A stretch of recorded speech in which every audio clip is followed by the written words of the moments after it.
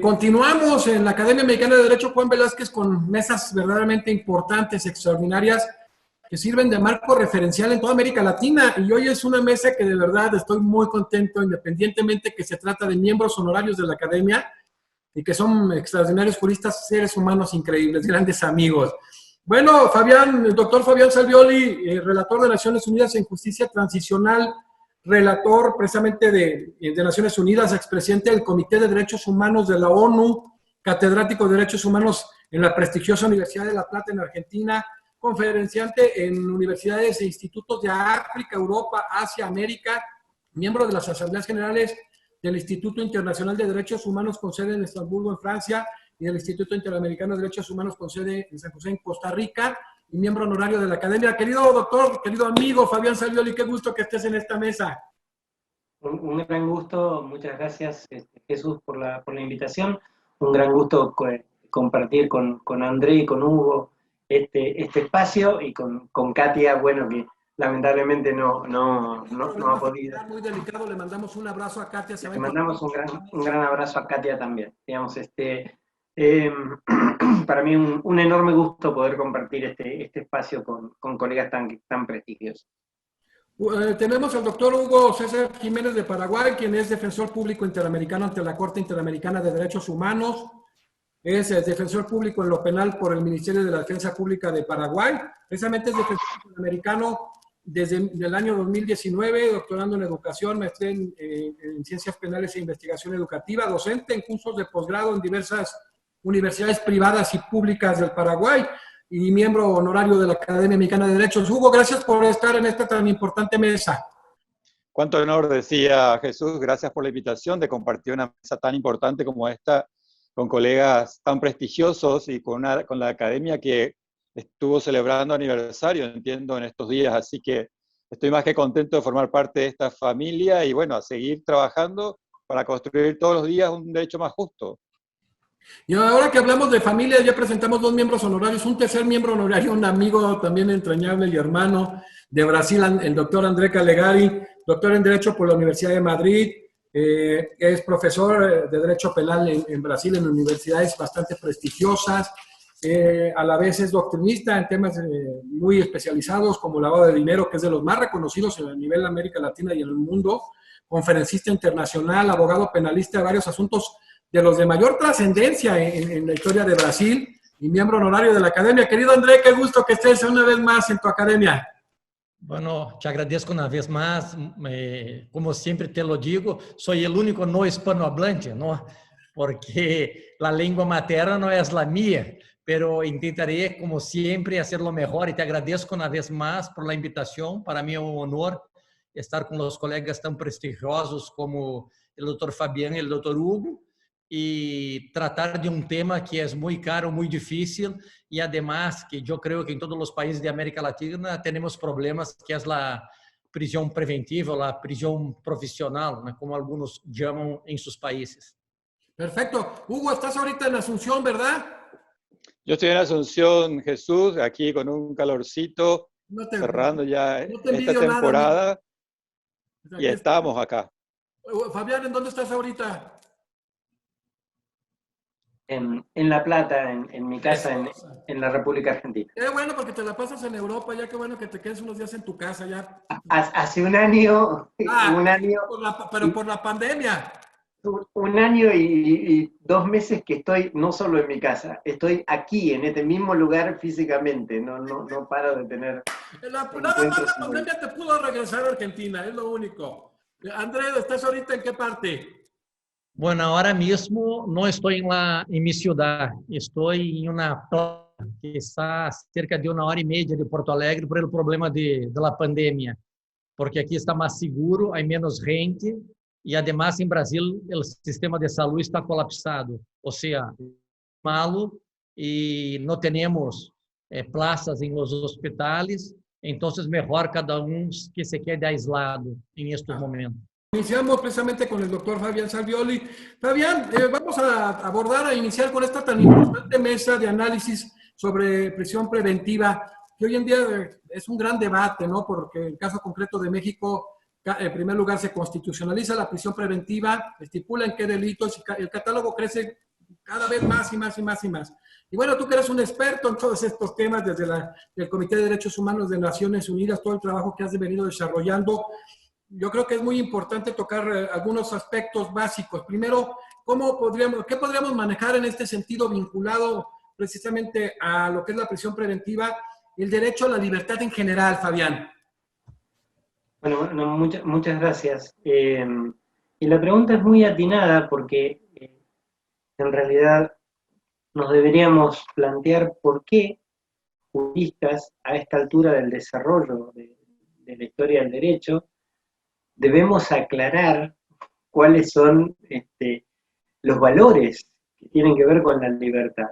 Y es porque se ha perdido socialmente el debate. Digamos, las sociedades se han embrutecido fuertemente, digamos, donde los discursos mediáticos y demás convierten culpables a través de mecanismos que no son lo de los tribunales, y eso ha empujado a operadores y operadoras de justicia, digamos, a llevar adelante doctrinas muy peligrosas en tantos países de América Latina, como indicaba André hace un instante. Digamos, el derecho a la libertad es uno de los derechos básicos fundamentales de todas las personas. Por supuesto que puede ser limitado, puede ser restringido y se puede privar a una persona de la libertad por el Estado legítimamente, pero esa privación de libertad siempre tiene que ser la excepción y no la regla. Y esto no es por quienes son culpables, esto es por quienes son inocentes. Es decir, pueden existir personas culpables que sean sometidas a proceso, pero también pueden existir personas inocentes.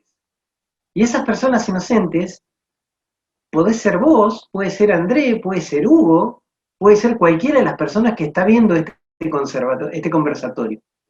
Uno nunca piensa de que se va a ver envuelto en una situación de esas características, pero es factible. Tener una denuncia, verse involucrado en una situación. Entonces, cuando la privación de libertad comienza a ser la regla y no la excepción, se corre el riesgo de poner en privación de libertad a gente inocente. Y ese es el motivo por el cual siempre la privación de libertad debe ser la última medida, valorada de una manera tremendamente excepcional y sometida a criterios muy rigurosos de análisis, que quienes son jueces o juezas deben evaluar. Ni siquiera alguien que es encontrado o encontrada en flagrancia en la comisión de un delito, por ese hecho, debe estar necesariamente privada de libertad. Si es que puede esperar ese juicio en libertad, debe estar en libertad, porque hay presunción de inocencia hasta que se demuestre lo contrario. Lo terrible es que a esta altura del desarrollo del derecho tengamos que aclarar cosas que son tan elementales, tan básicas, ¿no? A mí me da mucha pena. Es como cuando hace algunos años, a partir de determinadas doctrinas, de luchas contra el terrorismo, digamos, en Naciones Unidas teníamos que aclarar de que el derecho de una persona a no ser sometida a tortura es un derecho inderogable. Digo, ¿no? Algún día vamos a terminar discutiendo sobre si la esclavitud es lícita o no, digamos. Entonces, ese es el motivo por el cual este tipo de conversatorios me parece importante, y también que quienes forman parte del trabajo jurídico, como Hugo, como defensor interamericano, digamos, o cada quien de nosotros en nuestros espacios, tengamos bien en claro de que cuando defendemos que la privación de libertad sea bien restringida y sea la última ratio en serio, fundamentalmente estamos defendiendo los derechos de personas que somos inocentes. Yo diría esto para empezar, ¿no? Perfecto, muchísimas gracias. Y sí, se ve como algo básico, pero poco entendido en nuestra América Latina, que se retoma el Estado policía y el Estado constitucional democrático se hace pedazos. Pero gracias, Fabián, por darnos esta introducción. Hugo, ahora que tú, bueno, eres defensor público interamericano, estás inmerso en este tema, pero también en el caso de Paraguay, preguntarte un poco en relación a cómo se ha construido la figura de la prisión preventiva en tu país, en Paraguay. Formidable la pregunta, porque creo que nos escapamos a la realidad latinoamericana en cuanto a la aplicación de la prisión preventiva.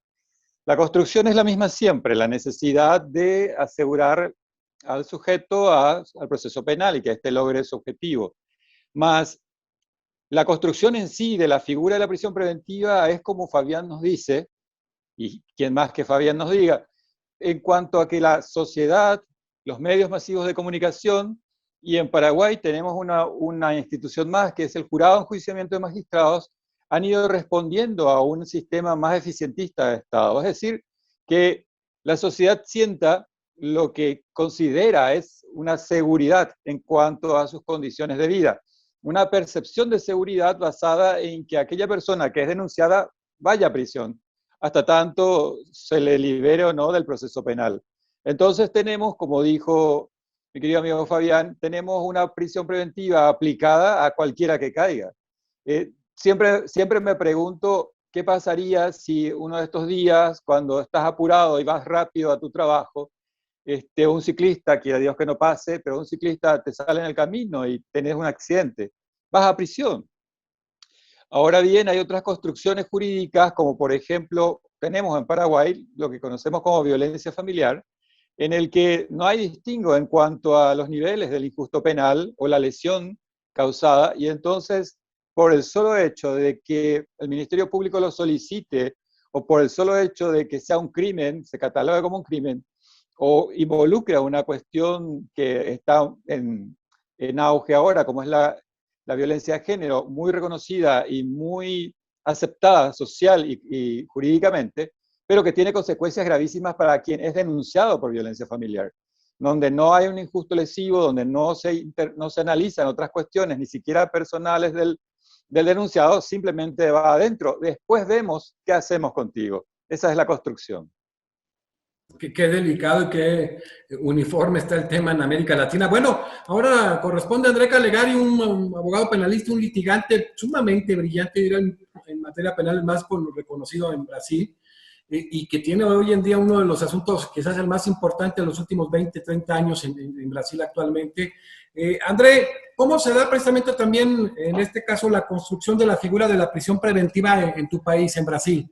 Bueno, Jesús, yo empezaría primero puntuando algunas cosas.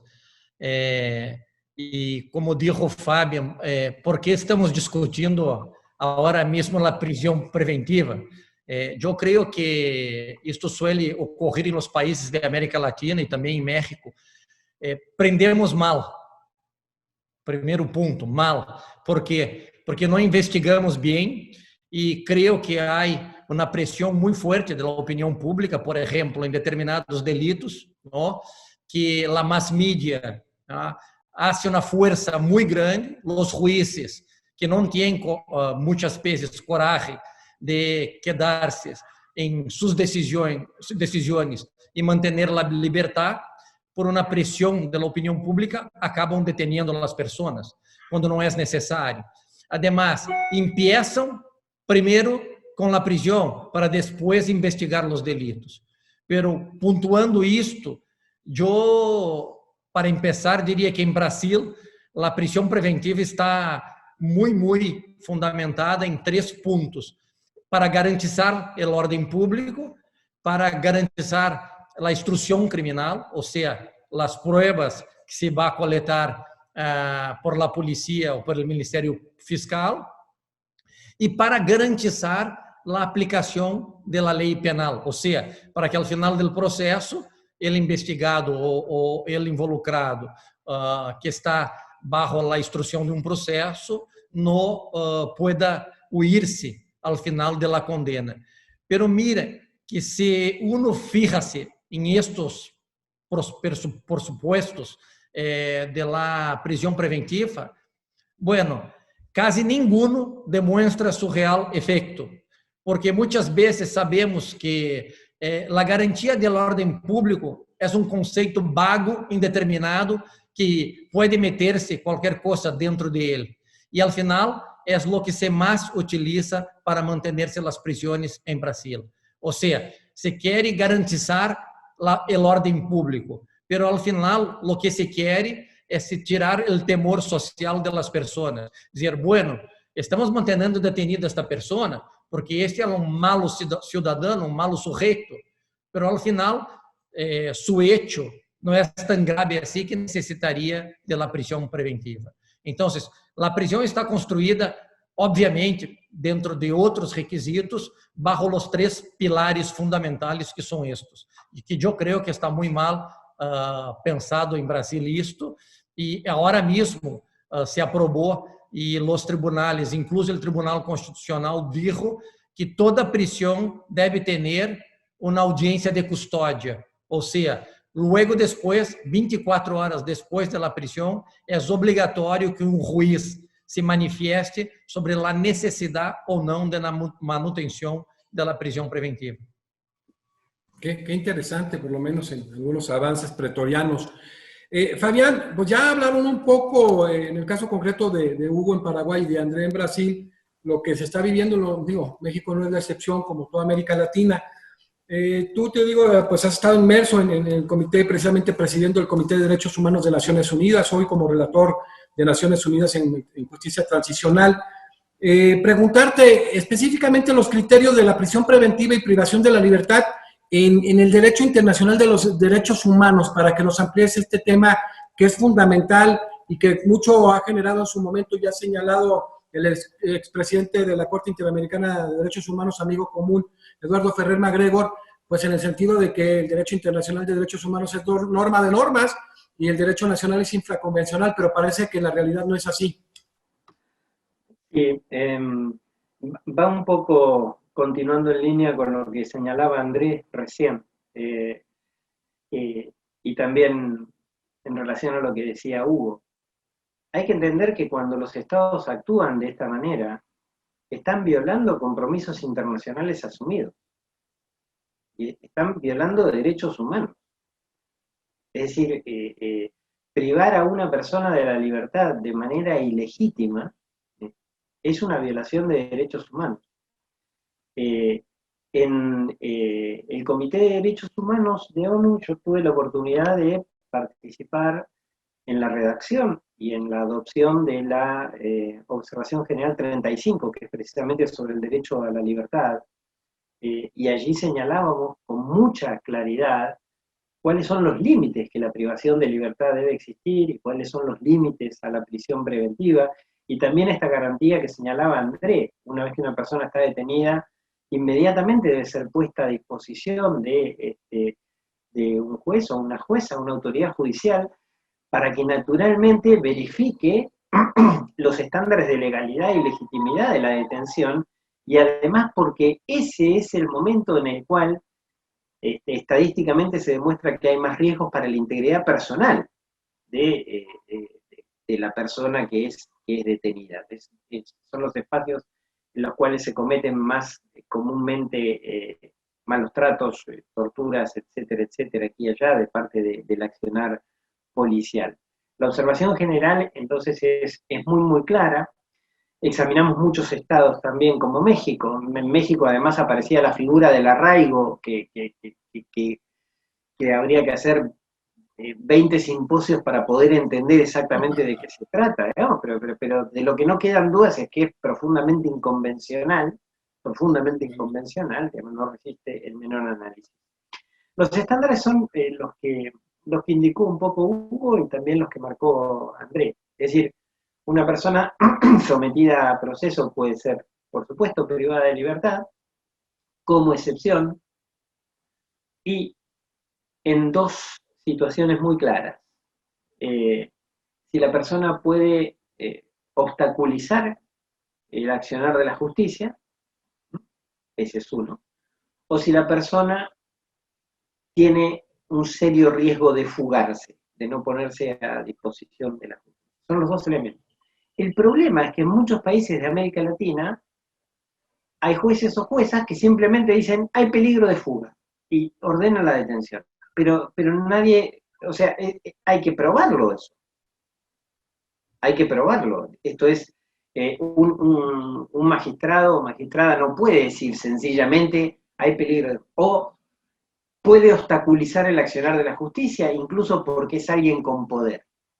Digamos, una cuestión es, no sé, alguien que puede estar involucrado en un cártel de droga, etcétera, etcétera, y que involucrado directamente en hechos muy violentos, de amenazas.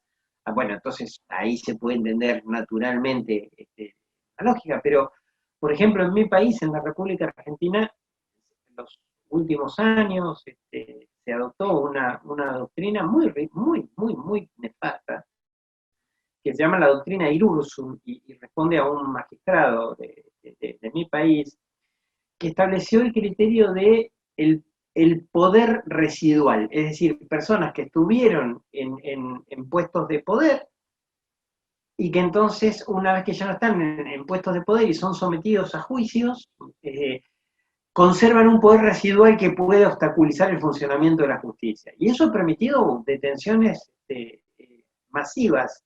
Insisto, más allá de hablar de la inocencia o no de los casos, ese poder debe ser demostrado, no puede ser alegado exclusivamente por un magistrado, etcétera, etcétera.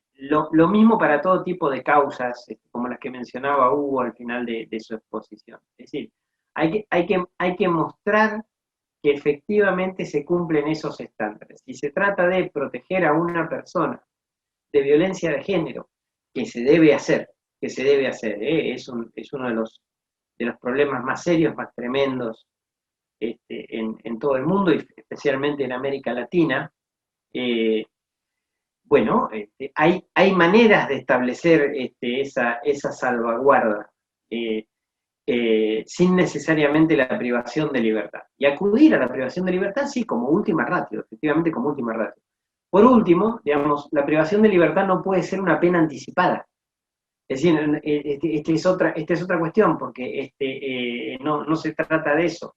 No puede ser una pena anticipada. Entonces, es como muy importante considerar esos criterios, entre otras cosas, porque si los estados no actúan de esta manera, y Hugo lo sabe mejor que nadie, mañana se ganan bonitas condenas en la Corte Interamericana de Derechos Humanos, digamos. Entonces, hay que avenirse a derecho. En todo caso, en mi próxima intervención quizás pueda hablar un poco en relación a esa idea de proteger el orden público y sensación de seguridad, a la que aludían André y Hugo, que son invocaciones falsas de quienes alegan esas cuestiones. Pero bueno, no me voy a extender en eso ahora, en todo caso después puedo mencionar algo. Gracias.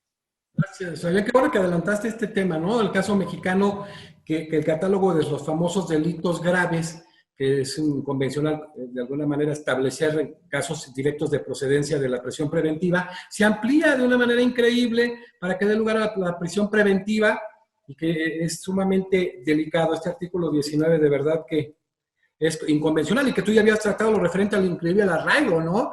Que como el artículo 7.5, el 8.2, el 22 de la Convención Americana sobre Derechos Humanos. Entonces, el tema de la responsabilidad internacional de los estados, y qué bueno que avanzas en esto. Continuamos en este sentido con Hugo. Ya avanzó de una manera muy precisa Fabián, que está tan inmerso en el tema por todo esto que ha venido desarrollando él a lo largo de su trayectoria en los últimos años. Hugo, ¿cuáles son los estándares que la Corte Interamericana de Derechos Humanos ha desarrollado específicamente en relación con lo que estamos abordando hoy, el tema de la mesa, con la prisión preventiva, Hugo?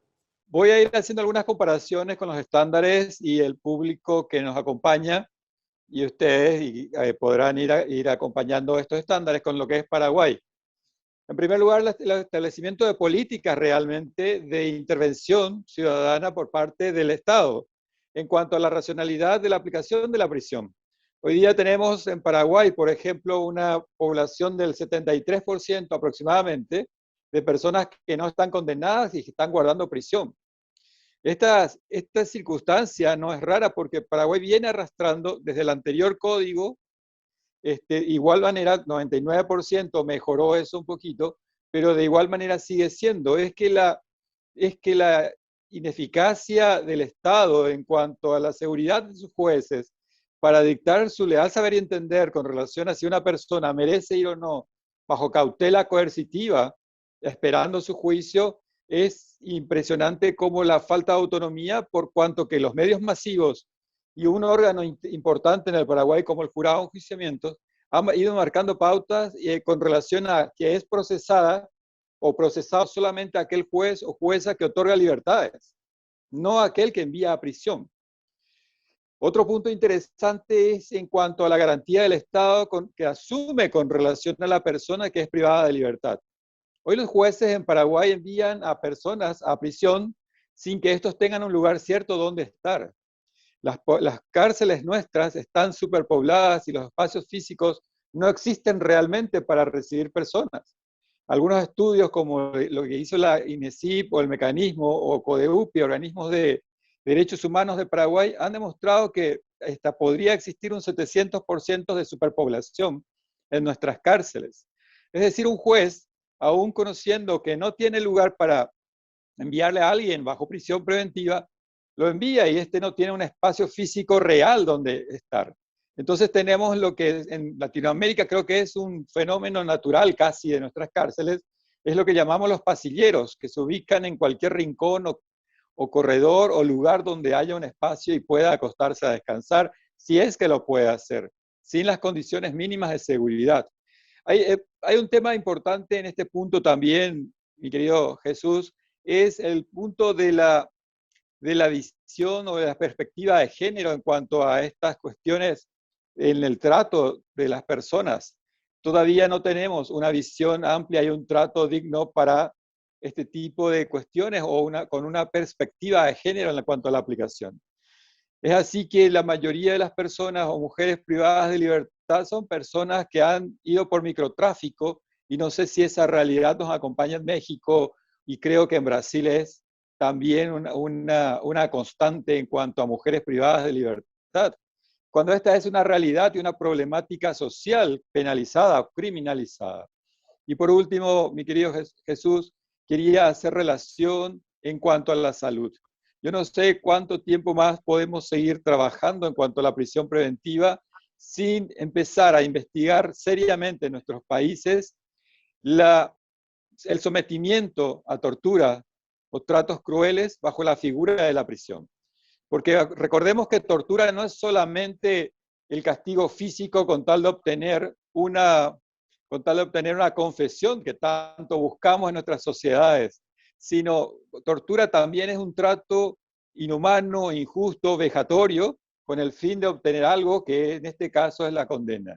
Y por último, quería reforzar lo que Fabián nos dijo, en cuanto a que muchas personas guardan prisión preventiva, incluso superando sus penas mínimas. Cuando estos van a recursos de corte o casación o otras figuras que podrían ser aplicadas como medidas recursivas ante resoluciones injustas y el procesado tiene que estar aguardando su resultado, pues lo que opine la Corte Suprema o una Cámara de Apelaciones, y ya ha superado el tiempo de la pena mínima prevista. En nuestro país, la Constitución Nacional establece con rigor que el tiempo de prisión preventiva que una persona puede guardar en el contexto de lo que llama la relación de pena y prisión es de la pena mínima prevista para cada delito. Y eso se ha tomado como rigor y como ley suprema en este país.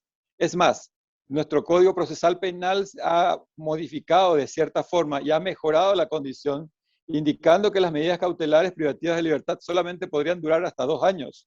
Pero la Corte ha venido trabajando sobre eso y ha ido marcando una opinión desfavorable con relación a ella y ha dicho que no, lo que prevalece es la Constitución Nacional, alejándonos entonces de la interpretación pro hominis. Seguimos manteniendo la prisión por diversos motivos, sin importar cuestiones humanas o de interpretación. Y para cerrar, en estos años, en estos días, se premió a una tesis de posgrado con relación a la investigación que se hizo en cuanto al control de convencionalidad en las resoluciones emitidas por los superiores jerárquicos, sean Cámara de Apelaciones o Corte Suprema de Justicia.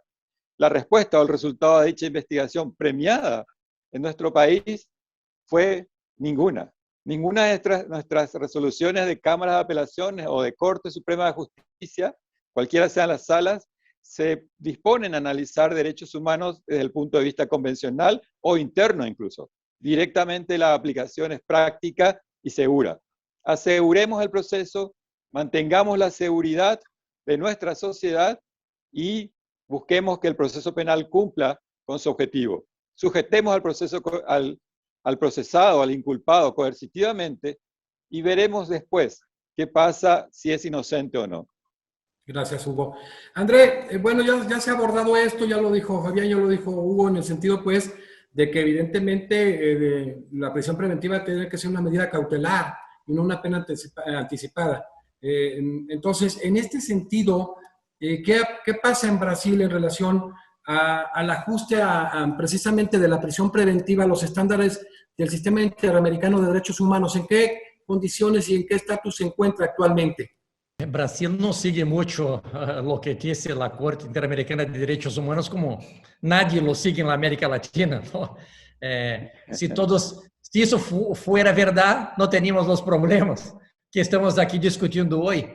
El problema que, como dijo Fabián y también Hugo, primero, prendemos muchas veces por, aquí se dice, la reiteración de la conduta delitiva, ou por supostos atos repetitivos do sujeito que pode ser peligroso.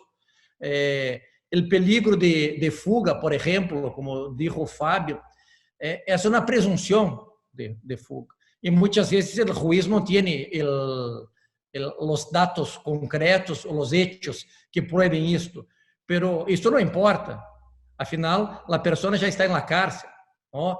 Entonces, los problemas de los estándares de la Corte de Derechos Humanos no sirven para los estándares de la América Latina, pienso yo. ¿Por qué? Porque no respetamos, ¿no?, las directrices básicas de la manutención de la libertad de los ciudadanos. Lo que pasa es que en Brasil, por ejemplo, tenemos, como dijo Hugo, muchas personas que están en la cárcel, y yo creo que más de 70% de la población que está en la cárcel no tienen una sentencia firme todavía. Están presos, por ejemplo, sin que haya una decisión final de sus procesos. O sea, son todos prisiones provisionales, prisiones preventivas. Además, un otro punto que me preocupa mucho es que muchas veces el juez concede la libertad y el Ministerio Fiscal recurre.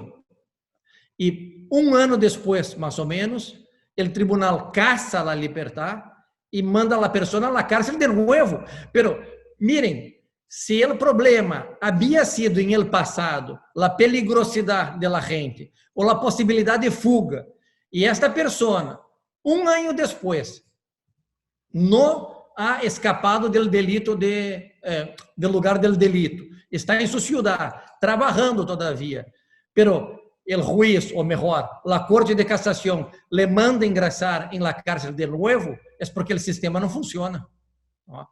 Alguna cosa pasa mal aquí. Bajo el requisito que no la opinión pública y además tenemos que mantener a la persona en la cárcel hasta el final del proceso. Y aquí va lo que decía Fábio. Aquí es claramente una anticipación de la condena. O sea, el sujeito está, muchas veces será absuelto en el final del proceso, pero ya está cumpliendo una pena que no se sabe. Y si hiere mortalmente el derecho de la presunción de inocencia. Entonces, para mí hay muchos problemas. Yo no creo que seguimos la Corte Interamericana de Derechos Humanos. Brasil ha sido demandado inúmeras veces por no cumplir con los requisitos mínimos. Y además, en las cárceles hay mucha gente pobre que no tiene condiciones de contratar buenos abogados y, por lo tanto, yo creo que un 90% de las personas hoy en prisión profesional son personas que no tienen condiciones financieras para pagar abogados estão bajo a Defensoria Pública de Brasil, assim como eu creio que em toda a América Latina. Muchísimas gracias, André. Bueno, Fabián, aprovechando tu presencia en este conversatorio, es evidente, bueno, el caso argentino, el caso Romero Ferris, que ya hubo pronunciamientos importantes y pretoriamente la Corte, o varias observaciones del Comité de Derechos Humanos que tú llegaste a presidir en varias ocasiones. ¿Cuál es el vínculo del ejercicio de la prisión preventiva en relación precisamente con el derecho a la libertad, Fabián? Bueno, directo, por supuesto, digamos, la prisión preventiva afecta a la libertad. No necesariamente es una violación de derechos humanos, lo es cuando no cumple los estándares concretos que fueron mencionados por los colegas directamente. En la República Argentina, además, hemos tenido casos que superan lo que indicaba Hugo.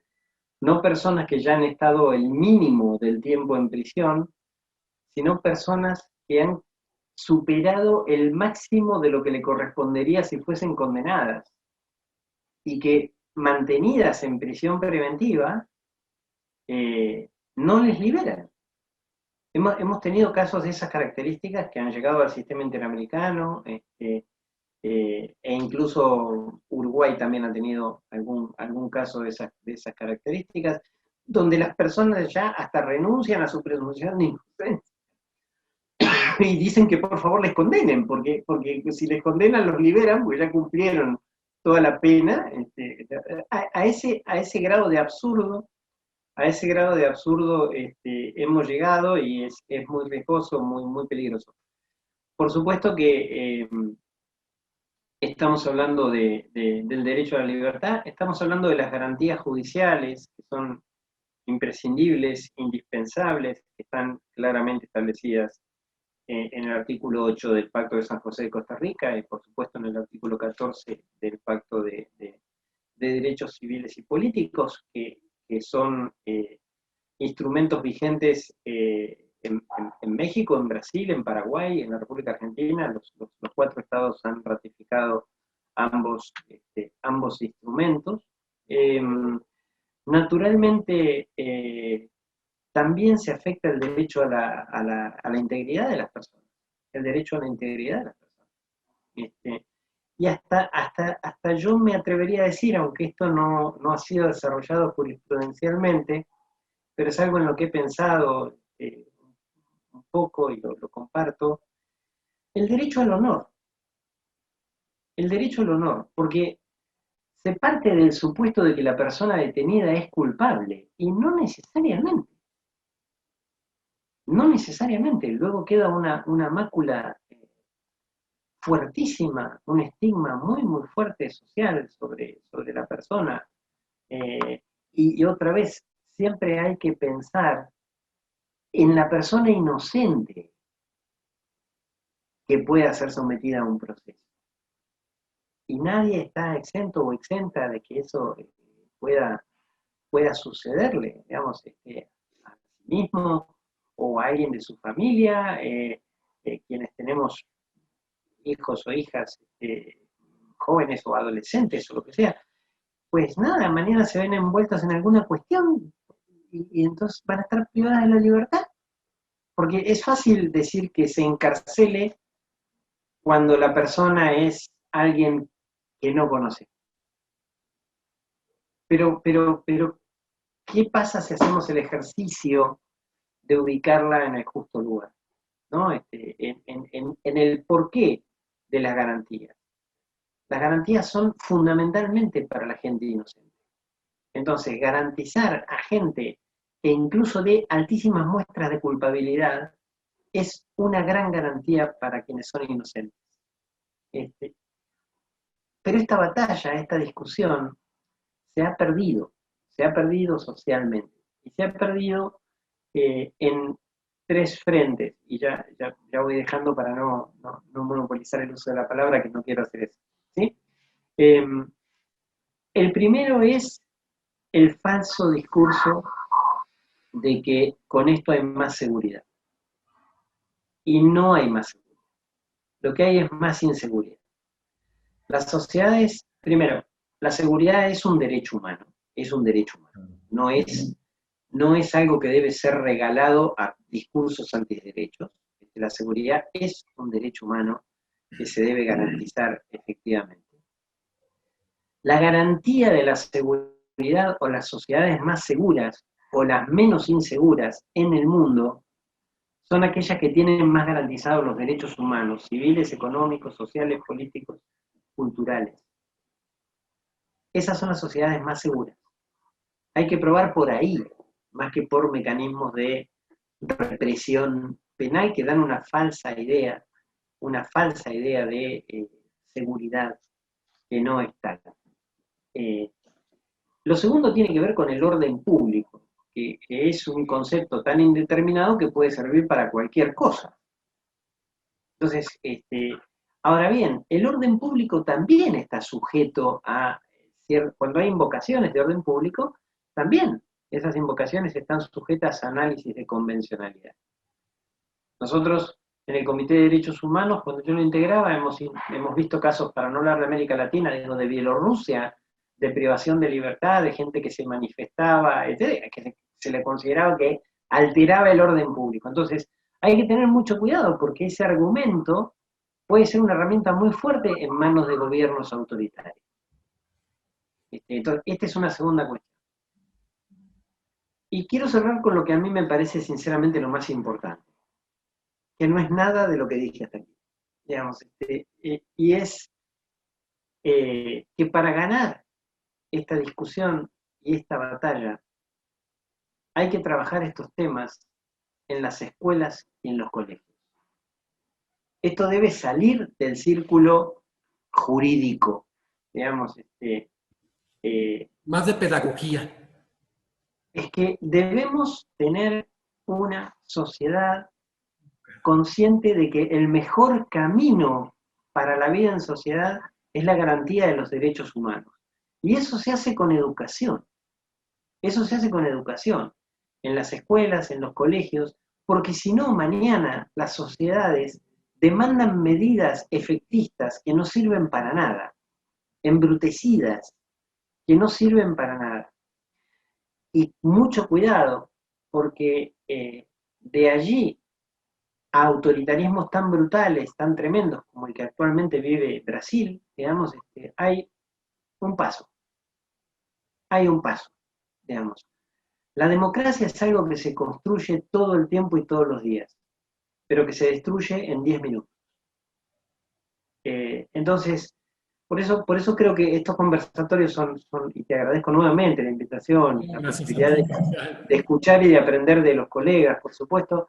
Esto es muy importante, pero también es muy importante sacar esto de los espacios jurídicos y llevarlos en serio a la dimensión pedagógica de escuelas y colegios.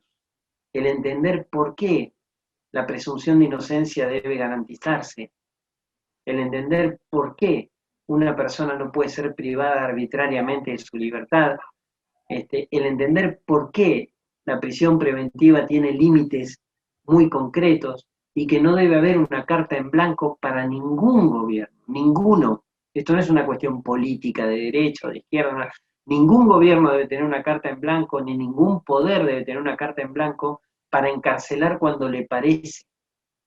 Porque eso, a lo largo de la historia, siempre dio malos resultados y nunca le brindó seguridad a la gente. Bueno, yo lo dejo. Muchas gracias, Fabián. Bueno, Hugo, ya abordaron tanto André y en el caso concreto de Fabián, todo este tema, ¿no? El tema del derecho a la libertad, la presunción de inocencia. Y bueno, en el caso Carranza-Alarcón contra Ecuador se establece también el tema del plazo razonable vinculado al artículo 7.5 y sobre todo el 8.1 de la Convención Americana sobre Derechos Humanos. Ya lo dijo André, bueno, ¿qué puede decir todo lo que sabe en ese tema Fabián, que lo aborda con el manejo europeo mejor? Lo que estamos viviendo en América Latina.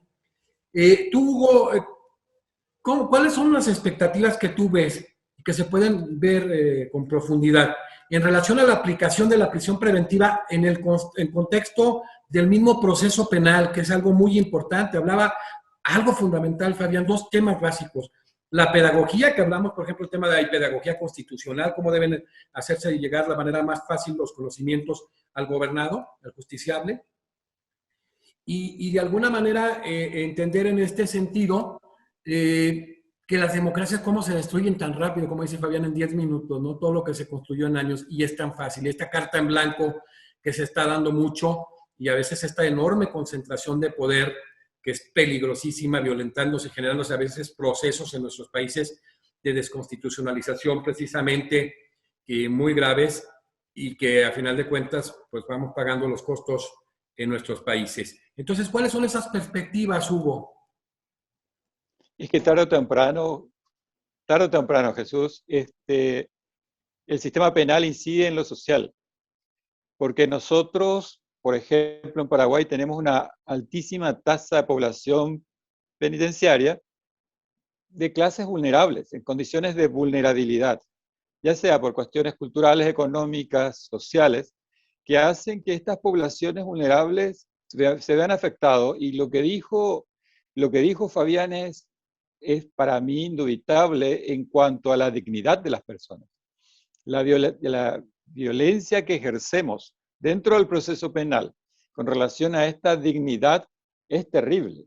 Yo suelo hablar en los cursos, en las charlas que tengo, desde el punto de vista criminológico, cómo es que una persona que pudiera ser inocente o culpable, sin embargo es expuesta, esposada por tribunales, paseándole por los pasillos, llevándola a sus audiencias, en medio de la población común, en medio de la gente que ya se da la vuelta a observarle, y la dignidad de esa persona, cómo se recupera posteriormente en sistemas penitenciarios que no están preparados en absoluto para reivindicarle a una persona y cumplir con el objetivo de lograr que esta persona se rehabilite o logre por lo menos salir en la sociedad y tenga un futuro promisorio. No hay posibilidad alguna, la hemos destruido de entrada y desde el comienzo, incluso quizás desde la primera intervención de las fuerzas policiales o fuerzas de represión. Como diría nuestro maestro Zaffaroni, de la primera agencia criminalizante que tenemos en toda Latinoamérica, ¿verdad? Que son las fuerzas policiales. Entonces la perspectiva dentro del proceso penal de la prisión preventiva es bastante, ¿cómo diríamos?, oscura. Cuesta mucho seguir trabajando con relación a ella, estamos muy alejados de los estándares, los procesos penales cada vez son más lentos, los jueces se quejan más cada vez de la cantidad de casos que deben resolver, de las audiencias que deben desarrollar. La sociedad se queja de la inseguridad que tiene y creo que la cantidad de políticas que deben estar establecidas dentro del Estado mismo deben sincerarse. No hace poco tiempo, la ministra de Justicia de Paraguay reconoció que nuestras cárceles sufren de una superpoblación. Y entonces la solución fue, bueno, vamos a hacer más cárceles.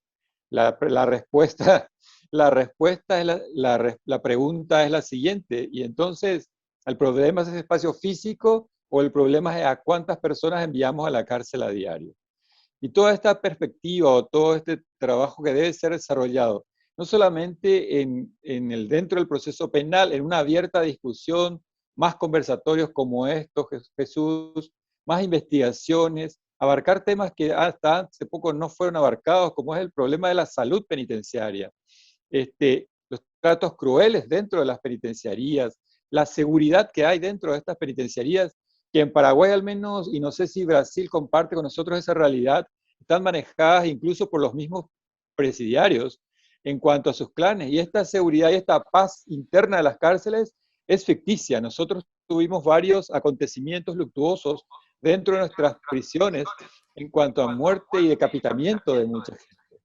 Son cuestiones que irían posteriormente ante la Corte y la Comisión Interamericana y la Corte como casos propios de violación por falta de garantías del propio Estado. El Estado te mete preso, te dice quédese acá adentro, pero no te cuida, ni en tu salud, ni en tu dignidad, ni en nada parecido. Tendrás que vértela solo si querés salir. Y yo por último, el otro tema que deberá trabajarse también dentro de nuestras cárceles son las políticas de desintoxicación. En cuanto a la cantidad de drogas, estupefacientes, que corren al interior de nuestras cárceles, nuestros chicos, nuestros jóvenes, tanto adolescentes como jóvenes, que van en su mayoría de los casos por hechos menores, por haber buscado obtener recursos para seguir drogándose, diríamos en términos comunes. Y esta problemática no es tratada, ni siquiera discutida dentro de nuestras prisiones. Entonces tenemos tres grandes temas, mi querido Jesús, y comparto también con los maestros que comparten hoy conmigo la mesa. El primero, la concienciación de la prisión preventiva y su real función. Volver a la raíz, volver a estudiarla de cero y tratar de comprender cuál es su verdadera función. Olvidarnos de la expiación corporal como medida de sanción. Olvidarnos de eso. Seguimos queriendo que las cárceles sirvan como una especie de cajita de depuración de los cuerpos que están habitados por la maldad. Y de eso no existe. El otro punto creo que es importante, aparte de volver a la raíz, es el análisis sincero de nuestras políticas de Estado en cuanto al proceso penal en sí. ¿Qué buscamos? Pongamos las reglas claras, establezcamos las reglas de juego claras, porque la prisión preventiva, al menos en Paraguay, no solamente implica un riesgo gravísimo para aquel que es imputado dentro de un proceso penal, sino también es un riesgo altísimo de inseguridad jurídica. Yo no sé en cuánto tiempo voy a salir. Yo no sé si voy a salir de ahí vivo o muerto. ¿Cómo voy a salir? No tengo idea porque el Estado no me da esas condiciones. Y por último, aparte del sinceramiento del Estado, establecer políticas reales de intervención y fortalecer nuestras instituciones que intervienen dentro de ellas, como aquellas instituciones de derechos humanos. Y en Paraguay tenemos, por ejemplo, las defensorías públicas que deben ser fortalecidas en su posición y en su lucha a partir de implementar políticas reales de intervención dentro de las penitenciarías, de tal forma a visibilizar a esta población que no es importante políticamente, ojo, no son muchos para el sufragio, no son muchos votantes, así que quizás los políticos no hablen mucho de ellos, al contrario, tratarán de convencer al pueblo de enviar a más gente a la cárcel para que vean el real valor democrático de sus intenciones. Entonces, son tres ejes que creo que debemos trabajarlos, pero intensamente, a partir de la academia, a partir de las políticas de intervención y a partir de nuestras instituciones. Gracias, Hugo. Querido Hugo, qué bueno que haces alusión a ello. Creo que son las perspectivas, mi querido Jesús. Perfecto. Vamos anunciando que son 3 mesas de prisión preventiva con juristas de la más alta talla y vamos a generar más que memorias un colectivo que yo creo que va a ser muy importante para la idea que originalmente se publique en México, en Perú precisamente y en Argentina. Y bueno, imagínense con toda la gente que está pasando a través de estas mesas, increíble el trabajo, ¿no? André, ya desarrollaron todo este tema, en el caso de Fabián, todo este bagaje que tiene en Naciones Unidas, y Hugo precisamente como defensor público interamericano.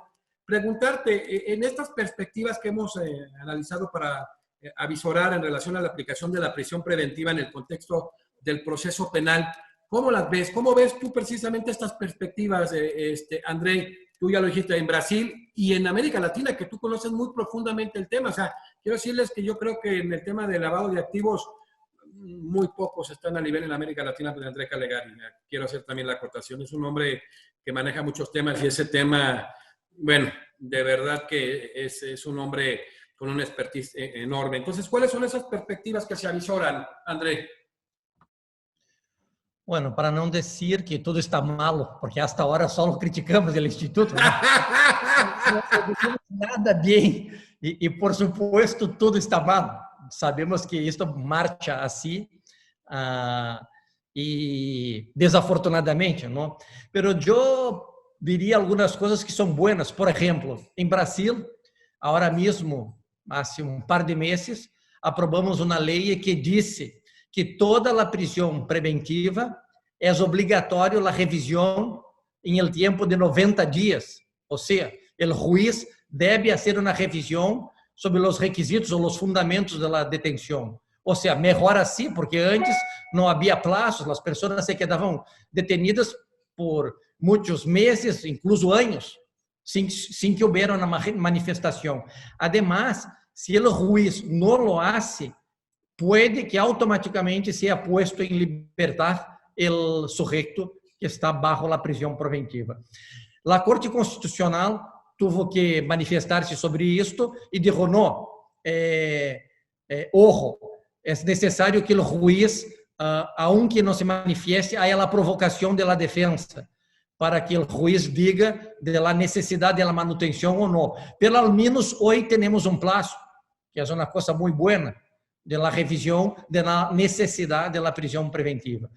Una otra cosa muy importante que Brasil ha dado un paso adelante ha sido las alternativas cautelares a la prisión profesional. O sea, es posible, no sé cómo se llama en la América Latina, el monitoramiento electrónico, ¿no? La prohibición de salida nocturna de la casa, o el ingreso en la casa en los finales de semana, la limitación de final de semana, que son medidas alternativas a la prisión preventiva. Son mucho mejores, más eficaces y estamos indo bien nisso. Por supuesto, tenemos muchísimos problemas con la prisión preventiva, pero ojo, el Tribunal Constitucional ahora mismo ha concedido un habeas corpus coletivo en Brasil para todas las mujeres embarazadas o que tenían niños pequeños que necesitavam de cuidados, e não ha sido para una, pero para todas que estavam em prisão preventiva, e ha concedido a liberdade, ¿no? Porque os niños também têm direitos fundamentais a um bom cuidado de suas madres, e que então as madres foram enviadas a suas casas. Como les disse, é muito malo o tema da prisão preventiva, porque, como ha dicho Fábio e Hugo, por supuesto que a prisão passa uma falsa impressão a la população de seguridade, pero nós outros que somos estudiosos, pero somos poucos, sabemos que isto é falso. Pero a mass mídia impulsiona muitas vezes isso, ou seja, pela gravidade do delito, porque ha salido muito na prensa e os juízes se sentem pressionados com estas questões e dizem, bueno, tenho que dar o exemplo e deixar esse sujeito na cárcel. Quando, em realidade, um exemplo clássico, o delito passional. Nós sabemos que, normalmente, esta pessoa não vai delinquir de novo, pero como isto causa uma impressão muito forte na sociedade, o feminicídio, um homem que mata uma mulher, pero há que deixá-lo na cárcel. Además, porque hoje se está impulsionando cada vez mais as leis contra a violência de gênero. Então, pero há que fazer um balanço em tudo isso. Há que mirar se é necessária a detenção ou não lo é. Por supuesto que em muitos supuestos a pessoa vai cometer e vai seguir cometendo os hechos delictivos. É uma pessoa violenta e para estes casos, que são os casos específicos, a prisão preventiva é necessária. Pero estamos invertindo a ordem, ¿no? Estamos metendo todo mundo na cárcel bajo o argumento que é necessário, porque isto ha criado na sociedade uma comoção social muito forte. Então, os juízes que se impressionam por la pressão popular acabam por determinar o ingresso na cárcel dessas pessoas que, ao final, em muitos hechos, ojo, podem quedar absueltas porque sequer há pruebas suficientes para una condena. Reiteramos, la magistrada, que para nosotros es ministra del Tribunal Constitucional de República Dominicana, Katia Miguelina Jiménez, tuvo un problema familiar muy fuerte y se va a integrar a una mesa posterior con nosotros, pero tuvimos una mesa de lujo, de verdad, que a los tres nos encanta el fútbol, diría, híjoles, con esa tercia de haces en la delantera, qué defensa los para, ¿no? Aparte de amigos que quiero mucho, amigos entrañables. Hoy agradezco a mi querido amigo, el doctor Fabián Salvioli, relator de Naciones Unidas en Justicia Transicional, que para mí tiene un perfil para el juez de la Corte Interamericana de Derechos Humanos que bueno, de verdad, yo tenía mucho la ilusión, no por mí nada más, no por la academia, sino por el sistema interamericano. Gracias, Fabián, por acompañarnos. Muchas gracias a ustedes. Para mí un enorme gusto haber compartido este espacio y haber escuchado a André y a Hugo. La verdad que me enriquecí mucho con sus opiniones y sus comentarios. Quizás sería importante para quienes siguen este encuentro y este conversatorio, entender de que estamos hablando críticamente de la prisión preventiva. No estamos diciendo de que las personas no deban ser condenadas, no estamos diciendo de que las personas no deban pagar penas de prisión como corresponde, porque muchas veces cuando decimos este tipo de planteos se nos acusa de favorecer la impunidad, y nada más lejos de esa cuestión. Digamos. Lo que estamos diciendo es cuáles son los límites que tiene que tener la prisión preventiva, mientras se lleva adelante el proceso y existe la instancia de presunción de inocencia. Quería agregar eso, digamos, porque como finalmente esto no lo habíamos dicho ninguno de los tres, me pareció importante señalarlo. Perdón, y muchísimas gracias otra vez. Gracias, Fabián. Y ya los avances que marca con esta ley, André, ¿no? En relación a otras medidas que a final de cuentas aseguran la presencia del imputado, pero que no generan una pena anticipada, que es a lo que nos estamos oponiendo y porque está fuera de los estándares del sistema interamericano de derechos humanos. Despedimos también al doctor Hugo César Jiménez de Paraguay, nuevo miembro honorario de la Academia Mexicana de Derecho, excelente amigo que se integra a toda esta estructura tan importante con amigos que ya estaban como Fabián Salvioli y André Calegari, que son miembros honorarios de la Academia, nuevo miembro honorario. Bienvenido y gracias por tu participación, querido Hugo. Yo estoy mucho más agradecido, José Naveja, por esta invitación y por sobre todo la oportunidad de compartir con personas de la talla con las que hoy me ha tocado compartir esta mesa y discutir sobre un tema que es apasionante porque realmente está ahí en el límite entre por qué un delincuente tendría que estar afuera, pero también está la discusión por qué un inocente tendría que estar adentro. Y entonces nos pone ahí y nos hace discutir sobre el tema y nos permite apasionarnos. El punto es que es tan grande la avalancha de lo que venimos arrastrando en las prácticas antiguas, inquisitivas de los sistemas procesales latinoamericanos, que la problemática es mucho mayor todavía de lo que se viene trabajando en mejorar nuestros sistemas penitenciarios y nuestros sistemas procesales.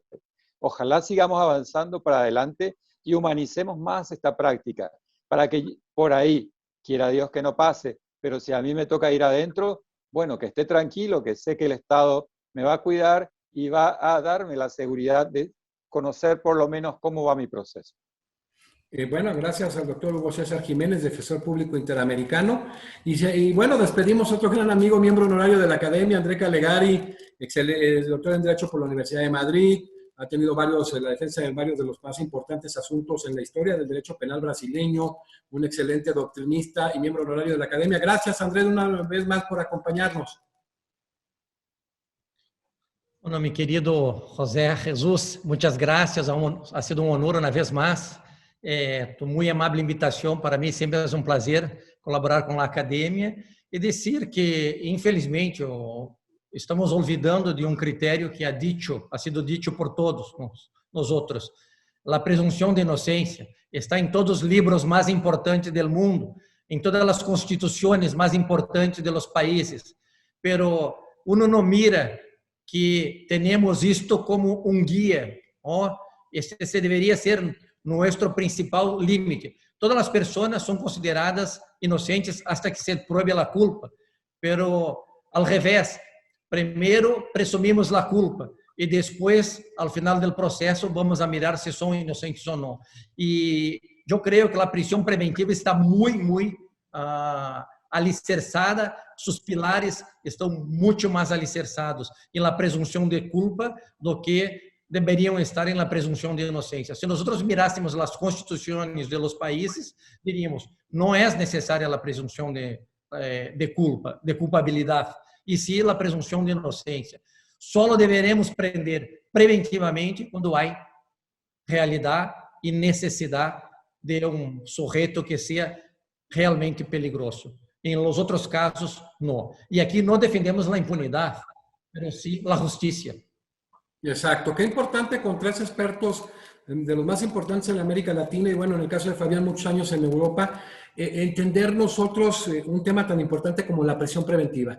Parece que contrario a lo que debería de correr este tránsito de un sistema inquisitorio a un sistema acusatorio, este último considerado como parte del sistema procesal de la democracia, y parece que se pondera menos en la presunción de inocencia que en esta complementariedad del derecho internacional de derechos humanos debe ser tomada en consideración al más amplio nivel de acuerdo al artículo 8.2 de la Corte, a toda la jurisprudencia de la Corte, incluso las opiniones consultivas, las observaciones de los comités, etcétera, y parece que vamos hacia atrás y parece que efectivamente es más inquisitorio este sistema. Por eso lo aclaró Fabián, André y Hugo César, o sea, no puedes justificar en ningún sentido la violación de derechos fundamentales por nadie, menos por parte de la autoridad, y hoy se analiza precisamente eso, o sea, no la impunidad, no que el culpable pueda ser sentenciado, sino que a final de cuentas no se maneje la pena, el tema de la pena anticipada como se la maneja en muchos de nuestros países, o taxonómicamente se señalen delitos graves que en automático tengan que ser parte de la prisión preventiva oficiosa, o no se establezcan parámetros específicos para decretarla sin la más mínima argumentación jurídica en ámbito de derecho nacional o internacional de derechos humanos, como lo señaló Fabián Salvioli. Pues despedimos esta extraordinaria mesa con 3 juristas importantísimos de Argentina, Brasil y Paraguay, el doctor Fabián Salvioli, el doctor Hugo César Jiménez y el doctor André Calegari. Pues gracias por estar en una mesa más con la Academia Mexicana de Derecho, y hoy con 3 miembros honorarios sumamente destacados de la Academia concluimos esta mesa, reiterando que de estas 4 mesas que se generan, que son sobre 12 de los más importantes juristas del mundo, vamos a generar un colectivo muy importante que yo creo que va a ser muy, muy valioso, no tan solo para nuestra región América Latina, sino para el mundo entero. Imagínate la visión de todos estos juristas que han venido pasando por estas mesas de la Academia, lo que nos pueden aportar en el debate y sobre todo también ilustrar. Muchísimas gracias y nos vemos en la próxima.